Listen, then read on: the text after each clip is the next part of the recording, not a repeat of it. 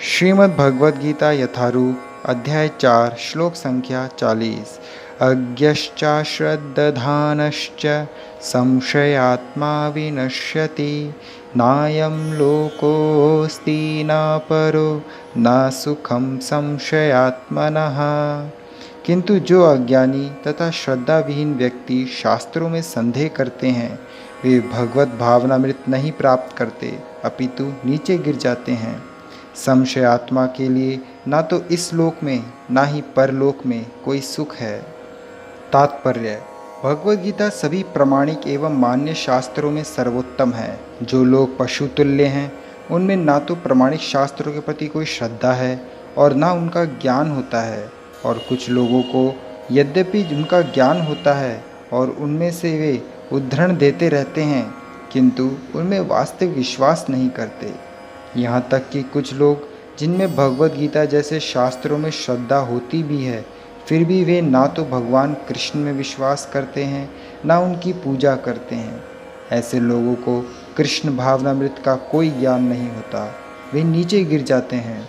उपर्युक्त सभी कोटि के व्यक्तियों में जो श्रद्धालु नहीं हैं और सदैव संशयग्रस्त रहते हैं वे तनिक भी उन्नति नहीं कर पाते। जो लोग ईश्वर तथा उनके वचनों में श्रद्धा नहीं रखते उन्हें ना तो इस संसार में ना तो भावी लोक में कुछ हाथ लगता है, उनके लिए किसी भी प्रकार का सुख नहीं है। अतः मनुष्य को चाहिए कि श्रद्धा भाव से शास्त्रों के सिद्धांतों का पालन करे और ज्ञान प्राप्त करे। इसी ज्ञान से मनुष्य आध्यात्मिक अनुभूति के दिव्य पद तक पहुंच सकता है। दूसरे शब्दों में आध्यात्मिक उत्थान में संशयग्रस्त मनुष्य को कोई स्थान नहीं मिलता। अतः मनुष्य को चाहिए कि परंपरा से चले आ रहे महान आचार्यों के पद चिन्हों का अनुसरण करे और सफलता प्राप्त करे। श्रीमद् भगवद गीता यथारूप अध्याय 4 श्लोक संख्या 41। योग संन्यस्त कर्माणं ज्ञान संच्छिन्न संशयम् आत्मवन्तं न कर्माणि निबद्धन्ति धनंजय। जो व्यक्ति अपने कर्मफलों का परित्याग करते हुए भक्ति करता है और जिसके संशय दिव्य ज्ञान द्वारा विनष्ट हो चुके होते हैं वही वास्तव में आत्मपरायण है। हे धनंजय, वह कर्मों के बंधन से नहीं बंधता। तात्पर्य: जो मनुष्य भगवद गीता की शिक्षा का उसी रूप में पालन करता है जिस रूप में भगवान कृष्ण ने दी थी तो वह दिव्य ज्ञान की कृपा से समस्त संशयों से मुक्त हो जाता है।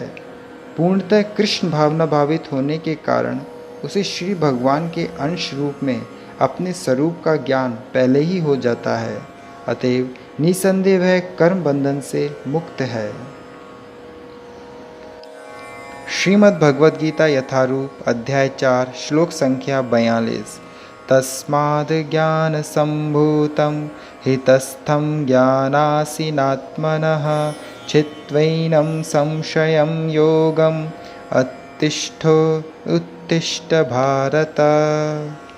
अतएव तुम्हारे हृदय में ज्ञान के कारण जो संशय उठे हैं उन्हें ज्ञान रूपी शस्त्र से काट डालो। हे भारत, तुम योग से समन्वित होकर खड़े हो और युद्ध करो। तात्पर्य: इस अध्याय में जिस योग पद्धति का उपदेश हुआ है वह सनातन योग कहलाती है। इस योग में 2 तरह के यज्ञ कर्म किए जाते हैं, एक तो द्रव्य का यज्ञ और दूसरा आत्मज्ञान यज्ञ जो विशुद्ध आध्यात्मिक कर्म है। यदि आत्म साक्षात्कार के लिए द्रव्य यज्ञ नहीं किया जाता तो ऐसा यज्ञ भौतिक बन जाता है, किंतु जब कोई आध्यात्मिक उद्देश्य या भक्ति से ऐसा यज्ञ करता है तो वह पूर्ण यज्ञ होता है। आध्यात्मिक क्रियाएं भी 2 प्रकार की होती हैं, आत्मबोध या अपने स्वरूप को समझना तथा श्री भगवान विषयक सत्य। जो भगवद गीता के मार्ग का पालन करता है वह ज्ञान की इन दोनों श्रेणियों को समझ सकता है। उसके लिए भगवान के अंश स्वरूप आत्मज्ञान को प्राप्त करने में कोई कठिनाई नहीं होती है। ऐसा ज्ञान लाभप्रद है क्योंकि ऐसा व्यक्ति भगवान के दिव्य कार्यकलापों को समझ सकता है। इस अध्याय के प्रारंभ में स्वयं भगवान ने अपने दिव्य कार्यकलापों का वर्णन किया है। जो व्यक्ति गीता के उपदेशों को नहीं समझता वह श्रद्धा विहीन है और जो भगवान द्वारा उपदेश देने पर भी भगवान के सच्चिदानंद स्वरूप को नहीं समझ पाता, तो यह समझना चाहिए कि वह निबट मूर्ख है। कृष्ण भावनामृत के सिद्धांतों को स्वीकार करके अज्ञान को क्रमशः दूर किया जा सकता है। यह कृष्ण भावनामृत विविध देव यज्ञ, ब्रह्म यज्ञ, ब्रह्मचर्य यज्ञ, गृहस्थ यज्ञ, इंद्रिय संयम यज्ञ, योग साधना यज्ञ, तपस्या यज्ञ, द्रव्य यज्ञ, स्वाध्याय यज्ञ तथा वर्णाश्रम धर्म में भाग लेकर जागृत किया जा सकता है। ये सब यज्ञ कहलाते हैं और ये सब नियमित कर्म पर आधारित हैं।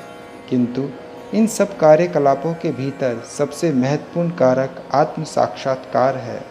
जो इस उद्देश्य को खोज लेता है वही भगवद गीता का वास्तविक पाठक है। किंतु जो कृष्ण को प्रमाण नहीं मानता वह नीचे गिर जाता है।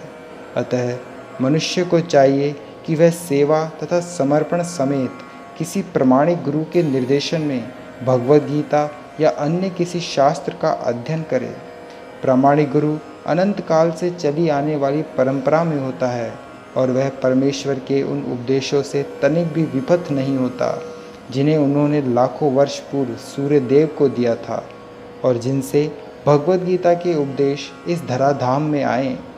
अतः गीता में ही व्यक्त भगवद गीता के पथ का अनुसरण करना चाहिए और उन लोगों से सावधान रहना चाहिए जो आत्मश्लाघावश अन्यों को वास्तविक पथ से विपथ करते रहते हैं। भगवान निश्चित रूप से परम पुरुष हैं और उनके कार्यकलाप दिव्य हैं। जो इसे समझता है वह भगवद गीता का अध्ययन शुभारंभ करते ही मुक्त होता है। इस प्रकार श्रीमद् भगवद गीता के चतुर्थ अध्याय दिव्य ज्ञान का भक्ति वेदांत तात्पर्य पूर्ण हुआ। हरे कृष्ण।